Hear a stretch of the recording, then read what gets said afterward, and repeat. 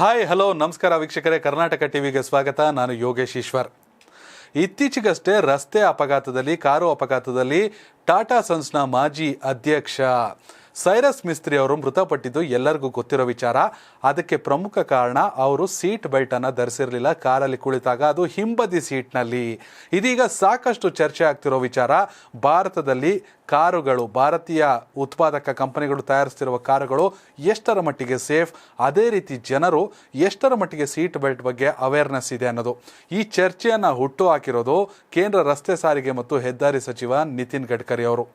ಅವರೇ ಮಾತನಾಡ್ತಾ ಭಾರತದಲ್ಲಿ ಸಾಕಷ್ಟು ಪ್ರಮಾಣದಲ್ಲಿ ಆಲ್ಮೋಸ್ಟ್ 60% ಜನ ಹಿಂಬದಿ ಸೀಟ್ನಲ್ಲಿ ಕುಳಿತವರು ಸೀಟ್ ಬೆಲ್ಟನ್ನು ಧರಿಸೋದಿಲ್ಲ.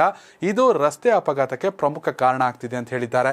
ಮತ್ತೊಂದು ಕಡೆ ಭಾರತೀಯ ಕೆಲ ಕಾರು ಉತ್ಪಾದಕ ಕಂಪನಿಗಳು ಕಡಿಮೆ ಹಣದಲ್ಲಿ ಜನರಿಗೆ ಕಾರನ್ನು ನೀಡಬೇಕನ್ನೋ ಕಾಂಪಿಟೇಷನ್ಗೆ ಬಿದ್ದು ಏರ್ ಬ್ಯಾಗ್ನ ನಿಯಮವನ್ನು ಕೂಡ ಉಲ್ಲಂಘಿಸ್ತಾ ಇದ್ದಾರೆ. ವಿದೇಶದಲ್ಲಿ ಯಾವುದೇ ಕಾರನ್ನು ಖರೀದಿಸಿದ್ರೂ 6 ಏರ್ ಬ್ಯಾಗ್ಗಳು ಮಸ್ಟ್.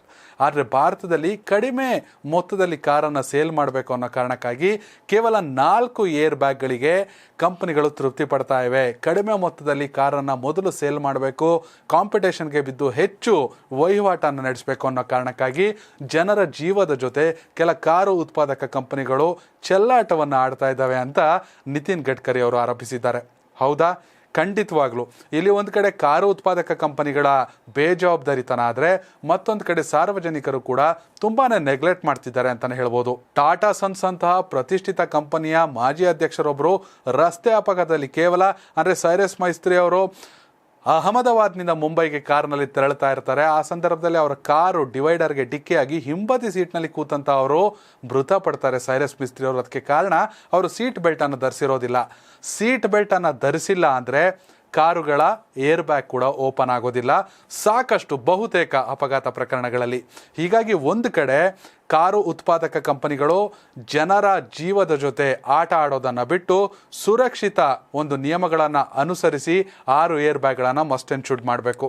ಇಲ್ಲಿ ಮತ್ತೊಂದು ಮುಖ್ಯವಾದ ಅಂಶ ಅಂದರೆ ಒಂದೇ ಒಂದು ಏರ್ ಬ್ಯಾಗ್ಗೆ ತಗೊಳ್ಳುವಂಥ ವೆಚ್ಚ ಭಾರತೀಯ ಒಂದು ರೂಪಾಯಿಯಲ್ಲಿ 900 ರೂಪಾಯಿಗಳು, ಆಲ್ಮೋಸ್ಟ್ 6 ರೂಪಾಯಿಗಿಂತ ಕಡಿಮೆ.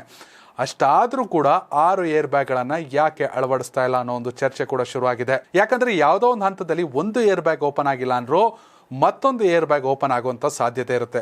ಆದರೆ ಭಾರತೀಯ ಕೆಲ ಕಾರು ಉತ್ಪಾದಕ ಕಂಪನಿಗಳು ಆ ನಿಯಮಗಳನ್ನು ಗಾಳಿಗೆ ತೂರಿವೆ. ವಿದೇಶದಲ್ಲಿ ಇರುವಂತೆ ಕಟ್ಟುನಿಟ್ಟಿನ ಕ್ರಮವನ್ನು ಭಾರತದಲ್ಲಿ ಕೂಡ ತರಬೇಕು.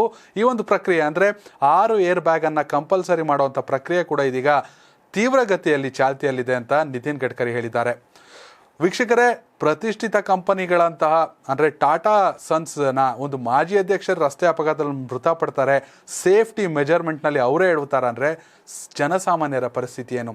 ಹೀಗಾಗಿ ಒಂದು ಕಡೆ ನಿತಿನ್ ಗಡ್ಕರಿ ಅವರು ಹೇಳೋ ಪ್ರಕಾರ ತನ್ನ ಕಾರಿನಲ್ಲಿ ಸಂಚರಿಸುವಾಗ ಕೆಲ ಮುಖ್ಯಮಂತ್ರಿಗಳ ಹಿಂಬದಿ ಸೀಟಲ್ಲಿ ಕೂತಿರ್ತಾರೆ, ಅವರುಗಳಿಗೆ ಕೂಡ ಸೀಟ್ ಬೆಲ್ಟ್ ಹಾಕಬೇಕು ಅನ್ನೋ ಒಂದು ಪರಿಜ್ಞಾನ ಇರೋದಿಲ್ಲ.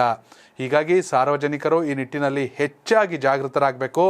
ಕಡಿಮೆ ಮೊತ್ತಕ್ಕೆ ಕಾರು ಖರೀದಿಸೋ ಆತರದಲ್ಲಿ ಕಡಿಮೆ ಏರ್ ಬ್ಯಾಗ್ ಇರುವಂಥ ಕಾರುಗಳಿಗೆ ಒಂದು ಹೆಚ್ಚಿನ ಒಂದು ಒತ್ತನ್ನು ಕೊಡಬೇಡಿ. ನಿಮ್ಮ ಜೀವದ ಬಗ್ಗೆ, ನಿಮ್ಮ ಜೀವದ ಸುರಕ್ಷತೆ ಬಗ್ಗೆ ನಿಮಗೆ ಕಾಳಜಿ ಇರಲಿ.